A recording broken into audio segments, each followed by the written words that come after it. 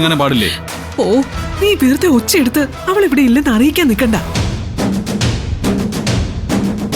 ഭൈരവിയമ്മയോട് ഒന്ന് അനുവാദം ചോദിച്ചിട്ടാണ് പുറത്തു പോയിരുന്നെങ്കിൽ ഇത്രയും ടെൻഷൻ അടിക്കേണ്ട കാര്യമില്ലായിരുന്നു.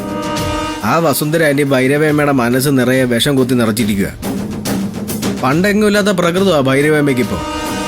ഭൈരവി അമ്മയുടെ പ്രകൃതം അങ്ങനെ ആയി പോയെന്ന് കരുതി ഈ വീട്ടിലുള്ളവരുടെ എല്ലാം സ്വാതന്ത്ര്യം അടിയറ വയ്ക്കാൻ പറ്റൂ? ഓണമായിട്ട് അവളുടെ സുഹൃത്തുക്കളെ ആരെയൊക്കെ കാണണമെന്ന് പറഞ്ഞു. ഞാൻ തന്നെയാ പോകാൻ അനുവാദം കൊടുത്തത്. 2-3 ദിവസത്തെ കാര്യമല്ലേ ഉള്ളായിരുന്നു കേട്ടാ. അതിനിടയ്ക്കൊരു പ്രശ്നം ഉണ്ടാക്കണ്ടായിരുന്നു.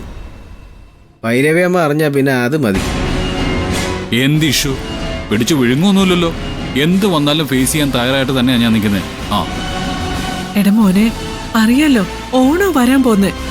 ഓണത്തിന് വന്ന അതിഥിയാ ഭൈരവിയമ്മ. ഒരനിഷ്ടം തോന്നിയ ആ നിമിഷം ഇവിടുന്ന് ഇറങ്ങും. അത് നിന്റെ അച്ഛന് വലിയ വിഷമാവേ. ആ മോനെ, എടാ ഞാൻ പറയുന്നതൊന്ന് കേൾക്ക്. ഇനിയിപ്പോ ഭൈരവിയമ്മ എന്തെങ്കിലും പറഞ്ഞാൽ പോലും നീ അങ്ങോട്ട് എതിര് പറയാനൊന്നും നിൽക്കണ്ട, കേട്ടല്ലോ?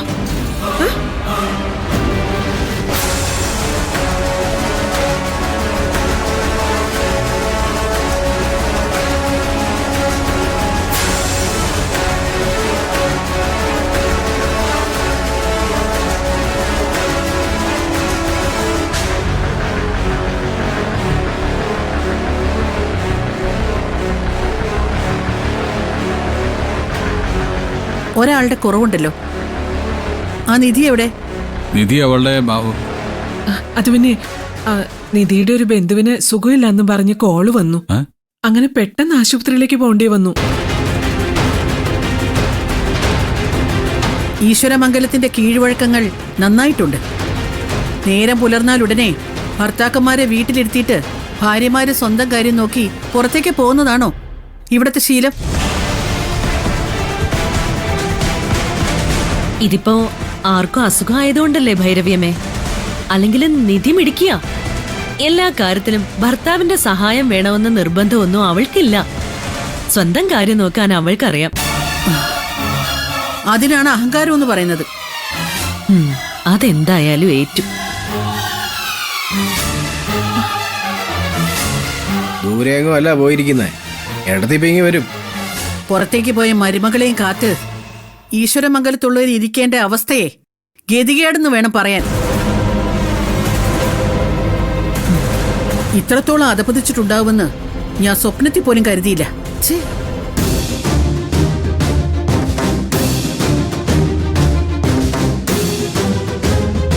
എന്താ എല്ലാവരും ഇങ്ങനെ നോക്കുന്നത്? ആരോട് ചോദിച്ചിട്ടാ നീ രാവിലെ പുറത്തേക്ക് പോയത്? എനിക്ക് പുറത്തു പോകണമെങ്കിൽ ഞാൻ ആരോടാണ് ചോദിക്കേണ്ടത്?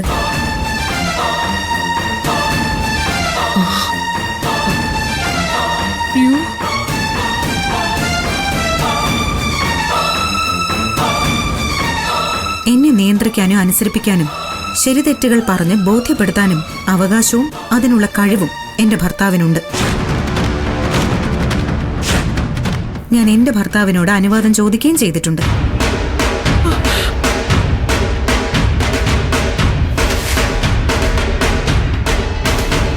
ഈശ്വരമംഗലത്തെ പെണ്ണിന് അവൾക്ക് തോന്നുന്നതൊക്കെ ചെയ്യാൻ ഭർത്താവിന്റെ അനുവാദം മാത്രം മതിയെന്ന് നിനക്ക് തോന്നുന്നുണ്ടോ?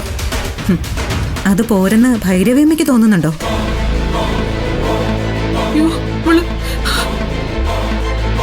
അതുപോലെ ഇനിയും എനിക്കൊന്ന് പുറത്തു പോകണമെന്ന് തോന്നിയാൽ ഒരൊറ്റ ആളുടെ അനുവാദം മാത്രമേ എനിക്ക് ആവശ്യമുള്ളൂ ഭൈരവിയമ്മ.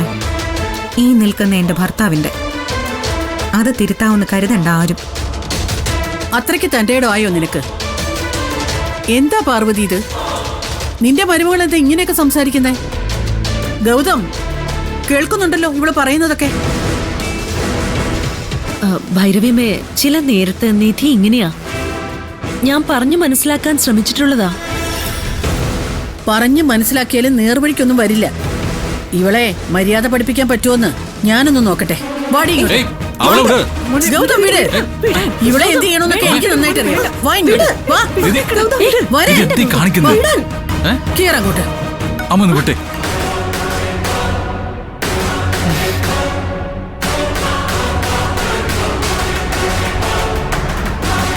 ഇങ്ങോട്ട് കയറ്. വാ ഇങ്ങോട്ട്. വീണാൻ അവിടെ നിൽക്ക.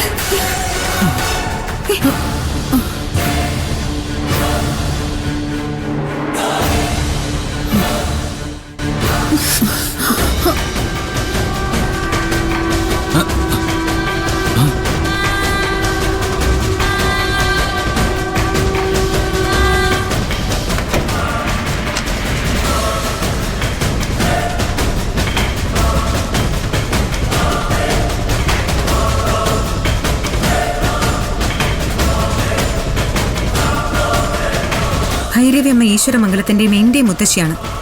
ആ എല്ലാ ബഹുമാനവും എനിക്കുണ്ട്. ഇനിയിപ്പോ ഈശ്വരമംഗലത്തിന്റെ ഏത് അവസാന വാക്കെന്ന് പറഞ്ഞാലും തൽക്കാലം ഇപ്പൊ ഞാൻ പറയുന്നത് കേട്ടേ പറ്റൂ. കേട്ടിട്ടേ ഞാൻ ഈ മുറിക്ക് പുറത്തേക്ക് വിടൂ. നീ എന്തൊക്കെയാ എന്നെ കുറിച്ച് വിചാരിച്ചു വെച്ചിരിക്കുന്നേ? ഞാൻ മനസ്സിലാക്കിയത് എന്താണെന്നല്ല, ഭൈരവിയമ്മ മനസ്സിലാക്കിയത് മുഴുവൻ തെറ്റാണെന്ന് ബോധ്യപ്പെടുത്താനാണ്. ഇത് എന്റെ അവസരമാണ്, എന്റെ മാത്രം അവസരം. ഞാൻ പറയുന്നത് കേട്ടേ പറ്റൂ. ചില സത്യങ്ങൾ ഭൈരവിയമ്മയെ ബോധ്യപ്പെടുത്താൻ 1-2 തെളിവുകൾ വേണമായിരുന്നു എനിക്ക്. അതിനുവേണ്ടിയാ ഞാൻ രാവിലെ പോയത്. എല്ലാം ശേഖരിച്ച് ലാപ്ടോപ്പിൽ ഭദ്രമാക്കിയിട്ടുണ്ട് ഞാൻ. എന്ത് തെളിവാ നിനക്ക് ഹാജരാക്കാനുള്ളത്? നിന്റെ സ്വഭാവം ഇങ്ങനെയൊക്കെയാന്ന് വസുന്ധര നേരത്തെ എന്നോട് പറഞ്ഞിട്ടുണ്ട്. അവിടെയാണ് ഭൈരവിയമ്മയ്ക്ക് തെറ്റിയത്. ഈ ഈശ്വരമംഗലത്തിന് ശത്രു എന്ന് പറയാൻ ഒരൊറ്റ ആളേ ഉള്ളൂ. അതാരാണെന്നറിയാമോ? ഭൈരവി അമ്മ ഏറ്റവും കൂടുതൽ വിശ്വസിക്കുന്ന വസുന്ധരാന്റി തന്നെയാണ് ഈ കുടുംബത്തിന്റെ ശത്രു. നിർത്തടി. ഈ തറവാടിന്റെ അടുത്ത അവകാശിയാവേണ്ട ആളെക്കുറിച്ചാണോ അനാവശ്യം പറയുന്നത്? ഞാൻ പറഞ്ഞത് അനാവശ്യമാണോ അല്ലയോ എന്ന് ഞാൻ ഇപ്പൊ കാണിച്ചു തരാം.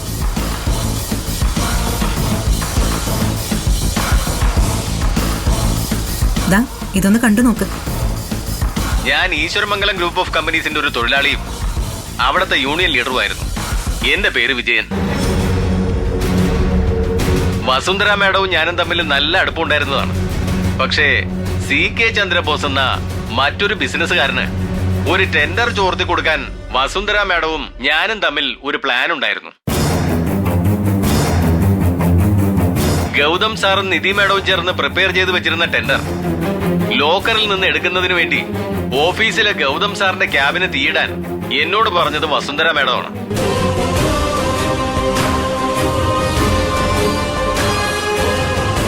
ആ ടെൻഡർ മോഷ്ടിച്ചു കൊടുത്ത കാരണമാണ് 500 കോടിയുടെ ആ പ്രോജക്റ്റ് ഈശ്വരമംഗലം ഗ്രൂപ്പിന് നഷ്ടപ്പെട്ടത്. ഇത് സത്യമാണ്. ഇത് ഞാൻ എവിടെ വേണമെങ്കിലും പറയാം.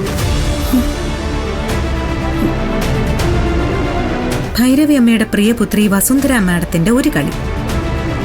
ഈശ്വരമംഗലം ഗ്രൂപ്പിന്റെ ടെൻഡർ ശത്രുവായ CKCക്ക് തന്നെ കൊടുത്തു. നമുക്ക് നഷ്ടോ 500 കോടി. 500 കോടി നഷ്ടോ? അത് പക്ഷേ നഷ്ടപ്പെട്ടിട്ടില്ല. കാരണം ഞാനും ഗൗതമും ചേർന്ന് അത് തിരിച്ചു പിടിച്ചു. ഇത് വസുന്ധരാന്റിയുടെ ചെയ്തികളിൽ ഒന്ന് മാത്രമാണ്. അടുത്ത ഒന്നുകൂടി ഭൈരവിയമ്മ കണ്ടു നോക്ക്.